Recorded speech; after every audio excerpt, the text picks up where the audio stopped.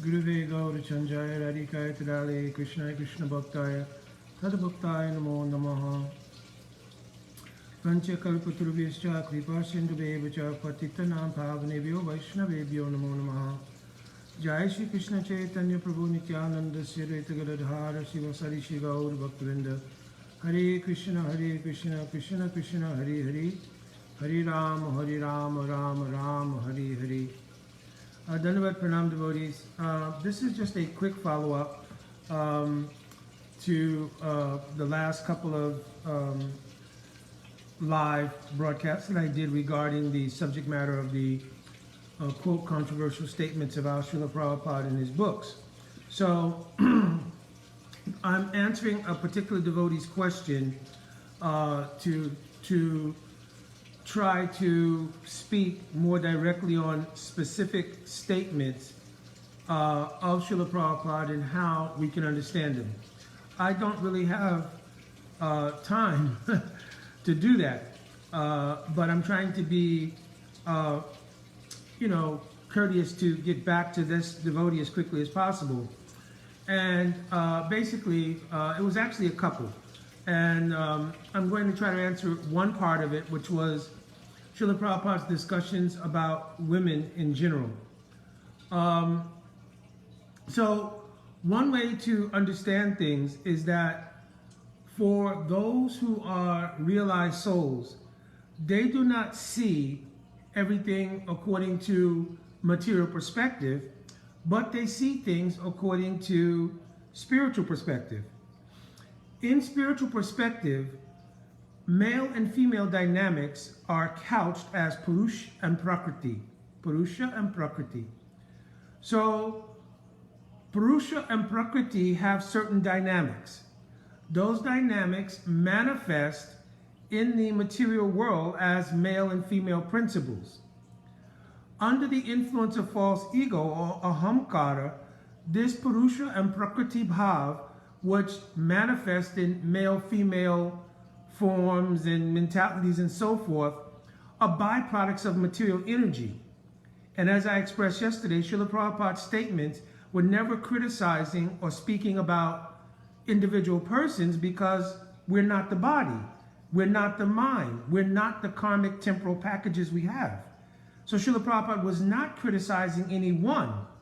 He was speaking to the attributes inherent in the qualities of Purusha and Prakriti and the bhavs which are perverted due to the influence of ahamkara. So we talked about Stri bhav, or Stri bhav is another way of saying Prakriti bhav, meaning the nature of what those elements are. So for instance, in the spiritual perspective, Prakriti and Purusha have a relationship. And in our pure spiritual understanding, in our pure spiritual existence, the height of expression is to identify as Prakriti. This is the whole meaning of the gopis and their relationship with Krishna. Everyone in relation to Krishna's Prakriti means they're the enjoyed principle of Sri Krishna. And in our particular line, the highest aspiration is Manjari Bhav. Please, I don't want to have a debate on, various rasas and so forth and so on. I'm only expressing the dominant theme in the Vichardhara of Mahaprabhu. That Manjari Bhav is of the greatest aspiration in our Guru Vargas. So please, again, don't misunderstand that. I don't want to debate that issue. I'm just giving a general insight here. So if Srila Prabhupada genuinely had issue with the idea of women, then how would the inner aspiration, the highest inner aspiration, be for glorifying the gopis, Srimati Radhika, and the highest form of womanhood, transcendental spiritual womanhood? So obviously we have to get an understanding that Srila Prabhupada never spoke from a material level. His analysis of things in the material world still came from the perspective of his spiritual insight. Therefore, his critique of certain things regarding attributes, qualities, observed behavior in female or males was based on looking at it from the perspective of these are perverted qualities due to the influence of ahamkar, as I mentioned, of Purusha and Prakriti Bhav. That men are trying to imitate Krishna by trying to have so many women. And that women have the tendency of being more lusty or something like that. Forgive me. 1 second. So this actually, Srila Prabhupada is looking at from the perspective of the perversion of the actual nature of Purusha and Prakriti and how it operates in the spiritual world. Right? So Srila Prabhupada was not looking at things from an analysis of criticizing those who have the bodies of women, or those who have the bodies of men, or in racial context, those who have the bodies of African Americans, and so forth. I'm not going to belabor this or prolong it because I've already dealt with that in other videos. So I'm just saying we have to be mindful of the angle of vision with what Srila Prabhupada discussed things. And as I said yesterday, there are two basic categories of his analysis of things, one from the material perspective and one from the spiritual perspective. Now, ultimately, everything is based in that spiritual perspective. So if he gives an analysis of the material world, it's not based on the Atma or the souls.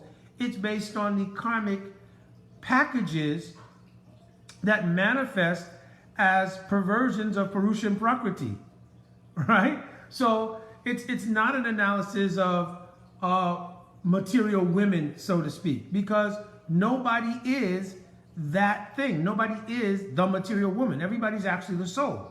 That's the reality. I'm not actually an African-American man, etc., etc. I'm actually the soul. That's actually who I am. My karmic portfolio in this dispensation is born in an African-American family, born as a male, etc., etc.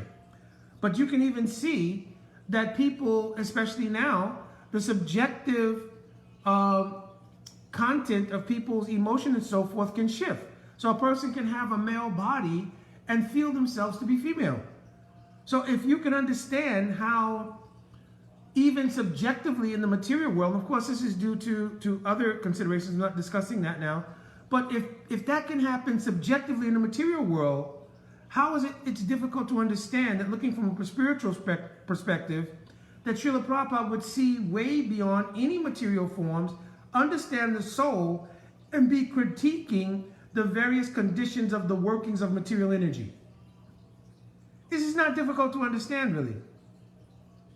The only way it becomes difficult to understand is if we have identification with that material body, then we feel a sense of being attacked, or we feel a sense of not being able to adjust because we have so much regard, respect, and, really adoration for Sri Guru and, of course, for our Srila Prabhupada, that why are we being criticized? Also, we cannot blame the misuse by others of these statements who either didn't understand them, or if they did understand them, purposely weaponized them and exploited them. That's a whole different discussion. But I'm speaking to what Srila Prabhupada saw in terms of perspective of speaking. So you could ask, well, Mukunda, how can you be so sure that that was actually it? Did you ask Srila Prabhupada? No, but we can look at Srila Prabhupada's writings, we can look at the essence of Srila Prabhupada's teachings and know that his teachings were based on observing the material world, the nature of the souls being conditioned by the material world, giving the knowledge which would free them from that conditioning and bring them to their self reality, which is that you are the soul. So if Srila Prabhupada didn't at least have qualities that are mentioned in Bhagavad Gita, like Pandita Samadharshana, being able to see the equality of all souls, how could we assess these pure devotee? So obviously, Srila Prabhupada's discussions on these things, and I'm making this brief for this particular couple, is that Srila Prabhupada did not speak about women, meaning the souls who inherit women's bodies, he spoke about the perverted qualities of Purusha and Prakriti, and how under Ahamkara and the influence of the modes of nature, these corrupted manifestations of the pure situation of Purusha and Prakriti, which is related to the Jivas and Krishna, how the faults inherent in that are manifest in many ways. So again, I wanted to make this brief. You could hear that my phone is ringing in the back because I have other things to do, but I'm trying to be consistent with keeping up on this topic because I really feel that this is a very important thing. Actually, tonight in my evening class, I'll probably on the phone conference have some discussion about it as well, because I just feel devotees need to be extremely careful in projecting any sort of misunderstanding about Srila Prabhupada, because the possibility of the leaning towards aparad would be so severe that their bhakti could be checked. So, and some devotees have said, well, no, what we're doing is we're simply making inquiry. This is my genuine feeling. That's fine, but it's also, I would think, loving responsibility to point out things that may help to codify these things as they should be codified, and also to give the big reminder, you're not the body. And therefore to help to transcend those vicarious identification with the body feelings.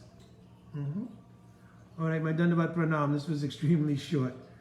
Jai Vancha Kalpaturu Vishya Kripa Sindhu Vivacha Patitanam Pavanevyo Vaishnavevyo Namo Namaha. Jai Radhe.